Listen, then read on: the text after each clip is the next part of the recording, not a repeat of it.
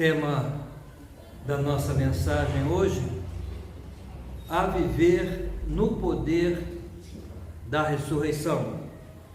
O texto bíblico, Lucas, capítulo 24, do versículo 13 ao 31, e o pastor fará a leitura. A história da aparição de Jesus a esses dois discípulos no caminho a Emaús. Eles estavam a regressar de Jerusalém. Essa história ilustra o prejuízo, o quanto se perde quando não se compreende e não vive a realidade do poder da ressurreição de Cristo, com todas as suas implicações.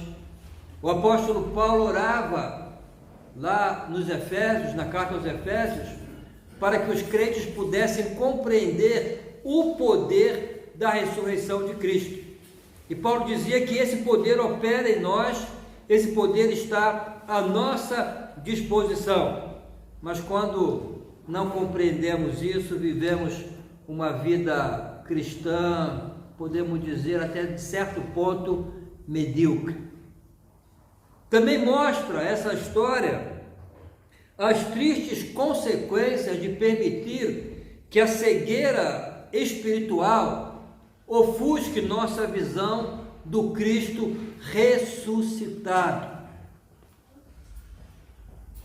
Esses dois homens, a quem Jesus se revela no caminho de Emaús, depois da sua ressurreição, haviam ficado na cidade de Jerusalém durante o sábado e finalmente voltavam para casa em Emaús no domingo, sem esperança, sem razão para viver. No caminho estavam a conversar e a discutir sobre o significado de tudo que havia acontecido em Jerusalém. Por que Jesus teve que morrer? Como podiam ter sido tão enganados sobre ele? O que deu errado? Parece que não estavam com muita pressa, talvez pela tristeza, estavam a andar como pessoas que não sabem para onde vão ou não têm razão para viver. Os olhos desses homens estavam fechados para a realidade da ressurreição de Cristo e o que isso implicaria na vida deles. Por causa dessa cegueira espiritual, apesar de Jesus estar ali com eles, a caminhar com eles, diante deles, não conseguiam viver a alegria da ressurreição de Jesus. Aquele era um momento de exaltação, de gozo, de alegria, mas continuavam cabisbaixos, tristes. A cegueira espiritual estava a produzir resultados bastante negativos na vida daqueles dois discípulos. Irmãos, o mesmo acontece ainda hoje com aqueles que perdem a visão da ressurreição de Cristo, a perspectiva sobre a ressurreição de Cristo, e não vivem segundo a realidade da ressurreição. No momento da intercessão eu disse: a ressurreição de Cristo é uma prova de que para Deus todas as coisas são possíveis. Nós não temos nada mais a temer, porque o último inimigo, a morte, já foi vencido.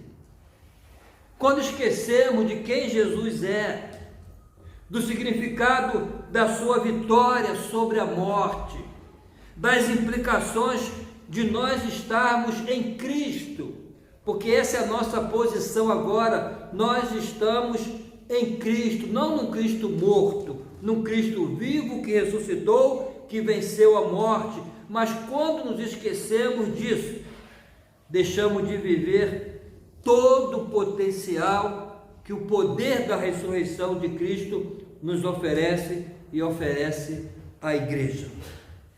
Quando esquecemos de que, porque Jesus vive, também viveremos e viveremos eternamente, quando tiramos os nossos olhos da glória e do poder da pessoa de Jesus, quando falhamos por não entender que Ele é o tema de todas as Escrituras, então caímos num buraco criado por uma cegueira espiritual. Ontem eu recebi a mensagem de uma pessoa, um homem, que perguntou assim: o senhor é pastor? No WhatsApp. Eu respondi: sim, sou. Eu preciso muito receber uma revelação de Deus. Será que o senhor podia me dar essa revelação? Eu falei: vai ler a Bíblia. Na Bíblia está a revelação de Deus, lá está Jesus. Jesus é a última revelação de Deus para nós. Mas as pessoas ficam a buscar revelações, né? Jesus é a última revelação de Deus para nós. E quando falhamos por não entender que Jesus é o tema de todas as Escrituras, então caímos neste buraco criado por uma cegueira espiritual. Há pelo menos, irmãos, 3 consequências negativas que perseguem aqueles que tiram seus olhos de Jesus e vivem como se a vida se resumisse ao aqui e agora, que vivem como se Jesus não tivesse ressuscitado, como se tudo dependesse de si mesmo. Que consequências são essas? A primeira eu vou resumir numa só palavra: tristeza. Tristeza. Versículo 17: e ele lhes disse: que palavras são essas que caminhando trocais entre vós, e por que estáis tristes? O Senhor ressurreto estava ali diante deles a perguntar-lhes: por que estáis tristes? A outra versão da Bíblia que diz que eles pararam entristecidos. Talvez no início não queriam falar muito, afinal de contas podiam confiar naquele estrangeiro, naquele peregrino, mas parece que Jesus consegue persuadi-los a revelar o que realmente estava a pesar em seus corações. Posso imaginar os dois a caminhar cabisbaixos, confundidos, desiludidos. Jesus percebe a tristeza em seus semblantes e lhe pergunta: por que estás tristes? O que aconteceu que parecem tão deprimidos? O fantasma da tristeza havia estrangulado seus corações, esmagado toda a sua esperança e alegria. Quando não vivemos à luz da ressurreição de Cristo, facilmente nos tornamos vítimas do fantasma da tristeza. Tornamos-nos ateus praticantes. O que é um ateu praticante? É certo que conhecemos a Jesus como Salvador, mas tão facilmente colocamos nosso foco nas dificuldades dessa vida, sem focar as realidades do céu. Permitimos que as circunstâncias que nos cercam controlem nosso estado emocional e vivemos tristes. Quem não vive a realidade da ressurreição de Cristo perde a esperança diante dos obstáculos, dos problemas, das crises da vida. Permitimos que dificuldades financeiras, problemas no trabalho, problemas em casa, problemas de saúde, conflitos na família e até mesmo conflitos na igreja roubem a nossa alegria. Precisamos, irmãos, ter sempre em mente que tudo nesse mundo é passageiro. A vida passa, mas nós viveremos para sempre, porque Jesus vive para sempre e ninguém pode tirar essa alegria de nós. Somos seres destinados à eternidade. Se lutas com tristeza em teu coração, com dúvidas, desânimo, depressão, talvez o primeiro remédio que deves tentar é a receita chamada ressurreição, porque a ressurreição indica que para Deus todas as coisas são possíveis, não há causa perdida para Deus. A ressurreição de Cristo, sua vitória sobre a morte ensina-nos que não há nada mais a temer. Nada mais a temer. Jesus venceu a morte, o pior de todos os inimigos, esse inimigo terrível que homem nenhum pode vencer. Jesus venceu ao ressuscitar ao terceiro dia. Então, irmãos, fortalecidos pelo poder da ressurreição de Cristo, podemos crer que em todas as demais coisas somos mais que vencedores por aquele que nos amou e por nós morreu e ressuscitou. E se ele ressuscitou, não existe nada mais o que temer. Em segundo lugar, também causa cegueira espiritual.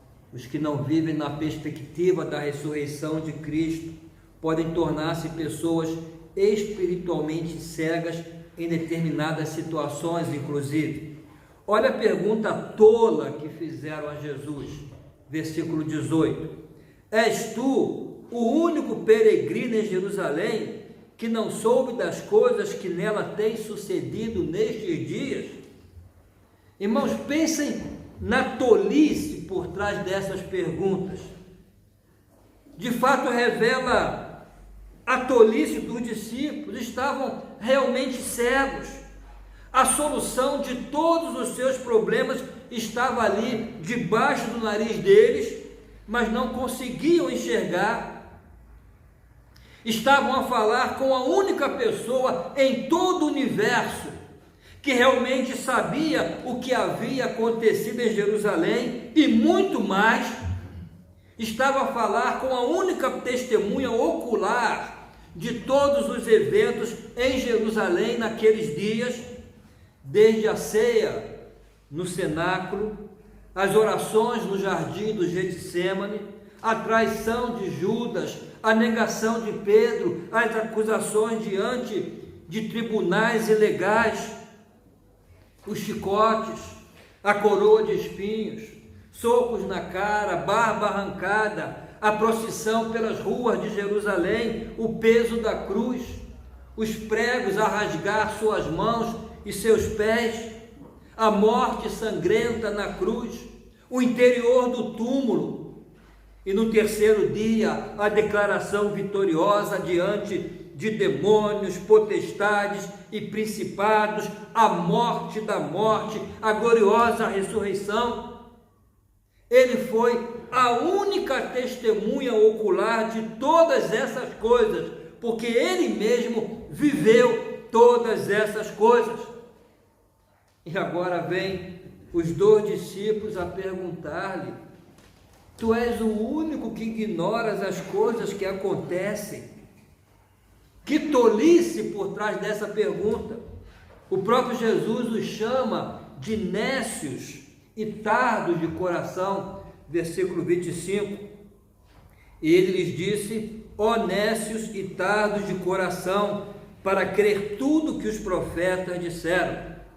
Jesus os reprova por não crerem em tudo que as Escrituras falavam sobre ele. Somos tolos, irmãos, erramos e falamos bobagens quando não cremos e não vivemos nossas vidas conforme a palavra de Deus, quando nos apoiamos em nosso próprio entendimento, quando conduzimos nossas vidas conforme bem entendemos. Somos tolos quando conduzimos nossas finanças, nosso casamento, nossas famílias, nosso trabalho conforme nosso achismo, que é fazer as coisas da maneira que eu acho que deve ser. Assim como esses dois que acharam que sabiam toda a história, somos levados a cometer grandes tolices quando tomamos decisões sem tomar em conta o que diz a palavra de Deus.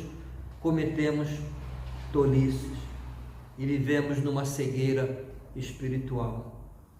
Terceiro resultado, irmãos, de não viverem segundo a expectativa da ressurreição de Cristo, ou o poder da ressurreição de Cristo, é que foram contaminados pela síndrome dos gafanhotos.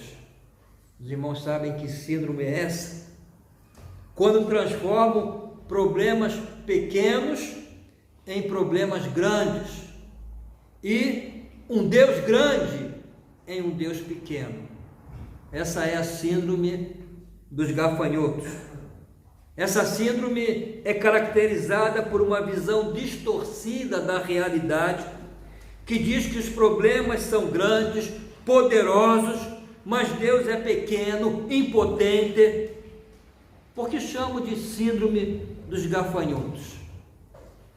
É a síndrome que atingiu 10 dos 12 espias que Moisés enviou para espiar e trazer informações da terra prometida. O que aconteceu naquela época, ao ver o tamanho do exército inimigo, esqueceram-se da grandeza de Deus, do que Deus já havia feito lá no Egito, como Deus havia libertado o povo da escravidão do Egito.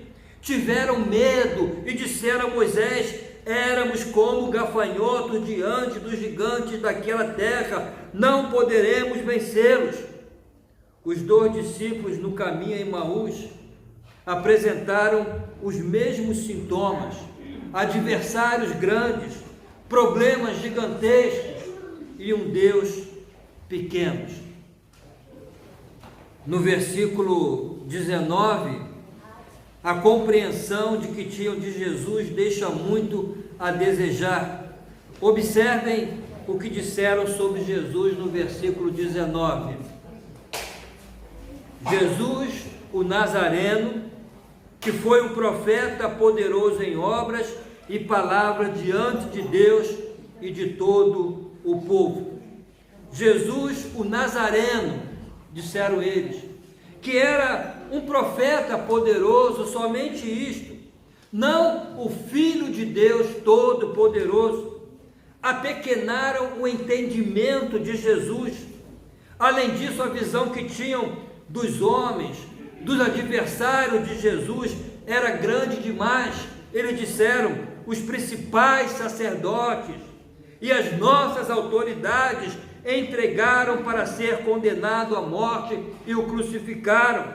Nós esperávamos que fosse ele quem havia de redimir Israel, mas depois de tudo isso, já este o 3º dia desde que tais coisas sucederam.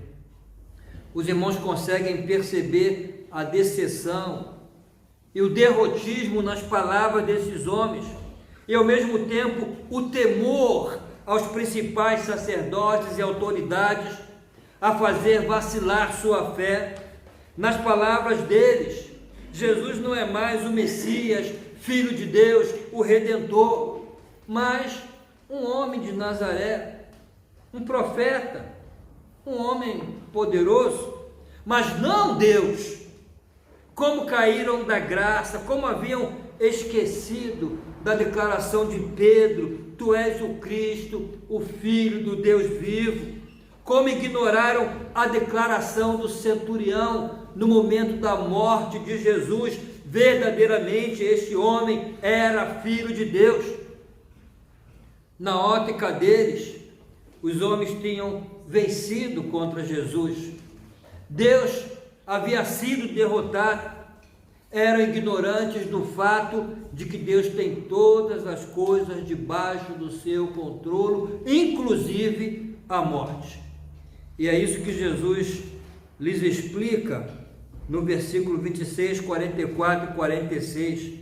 Porventura não convinha que o Cristo padecesse e entrasse na sua glória? E são estas as palavras que eu vos falei, estando ainda convosco, que importava se cumprisse tudo que de mim está escrito na lei de Moisés, nos profetas e nos salmos. Assim está escrito que o Cristo havia de padecer e ressuscitar dentre os mortos no 3º dia. Deveriam ter conhecido a grandeza do plano e da pessoa de Deus, primeiro pelas Escrituras. Estava revelado nas Escrituras. Segundo, pelo próprio ensino do Senhor Jesus. Mas por não viverem na ótica da ressurreição, perderam a esperança. E pior, perderam a perspectiva correta. Homens se tornaram gigantes, Deus pequeno. E nós, irmãos, será que estamos a viver com uma perspectiva correta do poder da ressurreição de Cristo? Sabemos e cremos que esse poder está aqui entre nós, a agir em nós e por nós? Ou sofres da síndrome do gafanhoto, onde os teus problemas são maiores que o teu Deus? A maior demonstração do poder de Deus foi feita na ressurreição de Jesus dos mortos.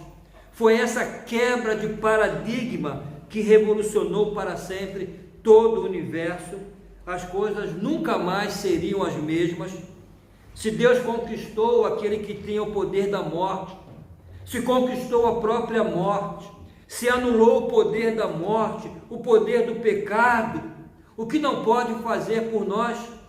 Viver a realidade da ressurreição de Jesus no dia a dia significa lembrar que Deus é infinitamente maior de todos os problemas e todos os perigos que nos ameaçam. Como diz o apóstolo Paulo, Efésios 3:20, Ele é capaz de fazer infinitamente mais do que tudo que pedimos ou pensamos, de acordo com o seu poder que atua em nós. Não precisamos viver com temor dos homens, das circunstâncias, dos problemas, mas sim na confiança do poder de Deus. A Bíblia diz que o mesmo poder que ressuscitou Jesus está a operar em nós. É sob a ótica desse extraordinário poder que devemos viver. Foi sobre a ótica desse extraordinário poder que os discípulos passaram a viver quando seus olhos foram finalmente abertos.